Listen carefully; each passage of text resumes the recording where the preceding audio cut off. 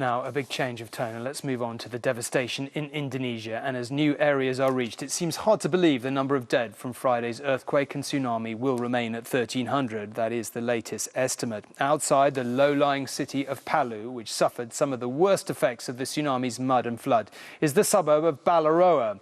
It is on a hillside out of reach of the water, but not of the power of the earthquake. Last Friday, it was home to 900 families. Today, virtually all trace of them is gone. It's a room with a view of some of the worst earthquake devastation ever seen. The neighborhood of Balaroa has ceased to exist. To wipe it out, the earthquake moved a mountain, or at least half of one, and it fell upon this affluent part of Palu city. Where there had been neat streets leading to a decorative mosque, there is now complete destruction. At tea time on Friday, 900 families had their world fall apart. Many were consumed by the land on which they lived. This is a satellite picture of Balaroa before the quake. This image shows the district today.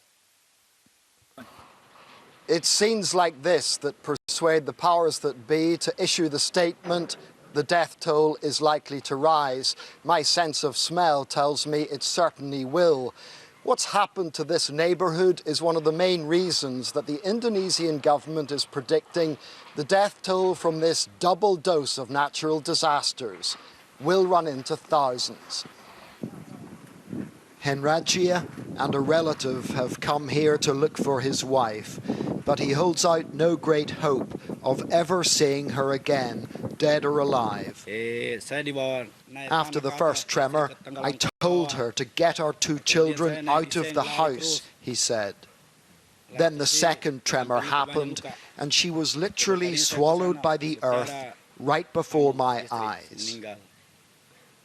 Emergency teams only reached this area today, and so comprehensive is its eradication, they don't expect to find any survivors here. He said they had seen several bodies, but were unable to retrieve them without heavy lifting equipment. A funeral director of sorts, overseeing a mass burial in the hills above Palu today. While most of the bodies were unclaimed, this woman knew her husband was among them. She's having to cope with not just becoming a widow, but with the knowledge that her daughter has been missing since Friday. It seems she lost both husband and child to one of the waves of mud that engulfed parts of this city in the blink of an eye. John Irvine, News at 10, Palu, Indonesia.